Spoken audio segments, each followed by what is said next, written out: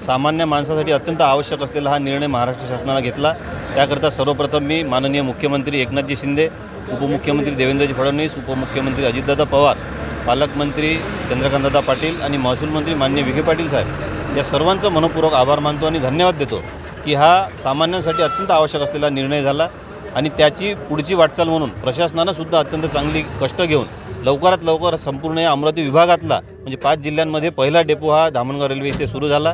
त्यामध्ये प्रशासनाचं सुद्धा चांगलं सहकार्य लाभलं आणि या माध्यमातून आता घरकुल जे लाभार्थी आहेत त्यांना 5 ब्रासपर्यंतची रेती मोफत मिळणार आहे आणि इतर जे बांधकाम करणारे आहेत, स्वतःचं वैयक्तिक बांधकाम असेल किंवा शासकीय बांधकाम असेल, त्यांना 600 रुपये प्रति ब्रास या पद्धतीने ही रेती उपलब्ध होणार आहे। त्यामुळे मोठ्या प्रमाणात जो इथं काळा बाजार होत होता त्या काळा बाजारापासून मुक्ती मिळाली, लोकांनाही मुक्ती मिळाली आणि जे कंत्राटदार होते ज्यामध्ये बरेचसे लोकांनी करोडो रुपये आपले गुंतवले होते, परंतु एखाद्या 1-2 व्यक्तींच्या त्रासामुळं ते रस्त्यावर आले, अक्षरशः त्यांचासुद्धा त्रास वाचला आणि सामान्यांनासुद्धा अत्यंत माफक दरात व घरकुलधारकांना मोफत 5 ब्रासपर्यंत ही रेती उपलब्ध होणार आहे। त्यामुळे मी शासनाचं मनपूर्वक आभार मानतो आणि लोकांनासुद्धा विनंती करतो की या योजनेच्या माध्यमातून आपण तात्काळ आता नोंदणी कराव्या।